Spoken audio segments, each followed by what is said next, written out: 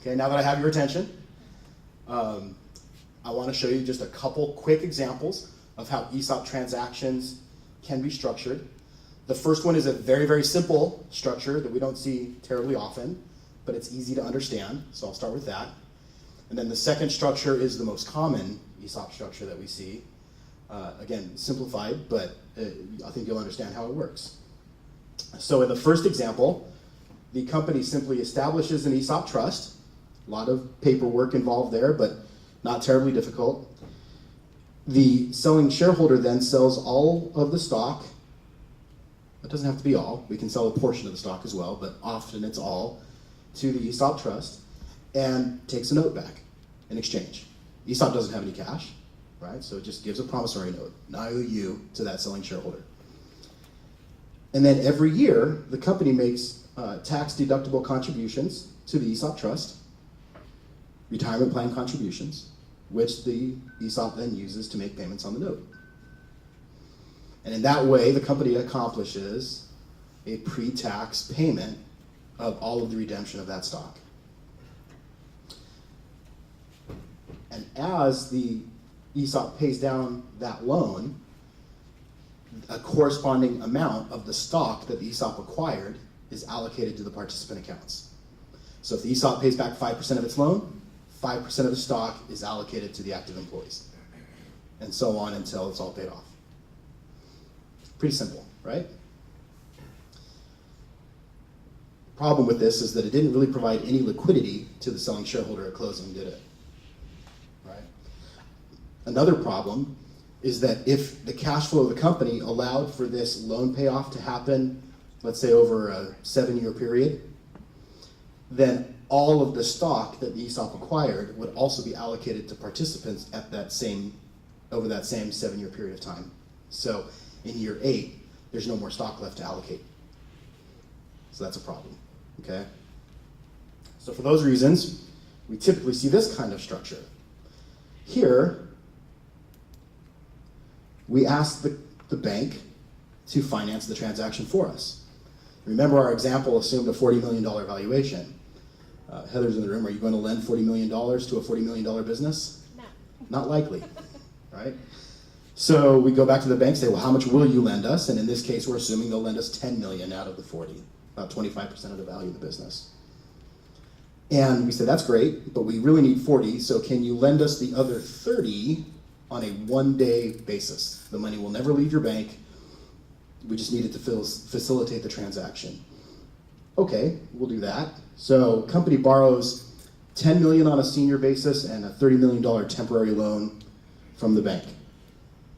At that point, all the cash is in the company, but we need it in the ESOP.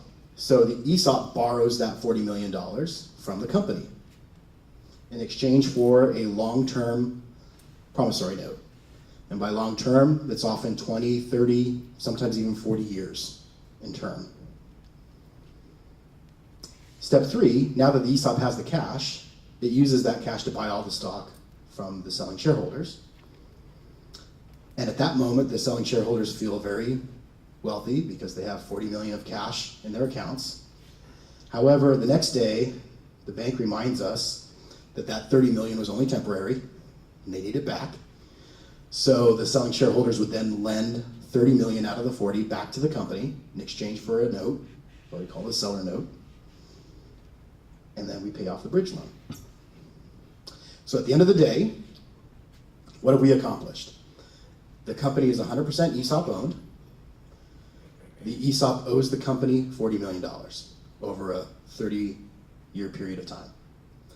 The selling shareholders have $10 million of cash in their pocket, and they have a $30 million promissory note receivable from the company. And the company owes the bank $10 million. Right? What often happens here is that once we pay off the first $10 million of bank financing, we'll go back to the bank and we'll borrow some more, maybe 15 this time, and pay off half of the seller note at that time. And that's usually 2 to 3 years post-closing, typical time frame for that first refinancing to occur. So very often the bank ends up financing the entire transaction on a permanent basis but we do it in chunks, in tranches of financings. Now, the reason why this model is maybe a little better than the first is that the seller actually got some liquidity at closing, $10 million, right? Non-recourse. The seller's not guaranteeing any of that debt in most cases. And the company has stock to allocate to the employees over a very long period of time, because this inside loan with which the ESOP financed its purchase of the stock, remember, was a 30 or 40-year loan. So we have stock to allocate for decades to the employees. We're not ever going to run out of stock.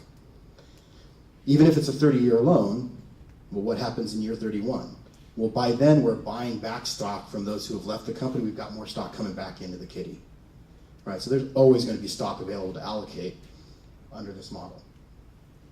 Okay, and if the company is 100% ESOP owned and it's an S corporation, then it's tax exempt at the end of this transaction. Okay, any questions on the structure that I can answer? And these are just two variations among 100, as you could probably imagine, about how to do this. Okay. This is just a recap. So we're going to allocate the stock over a very long period of time. We're going to repay the seller note after the bank note is retired, or we're going to refinance that seller note, make that S election, become tax exempt.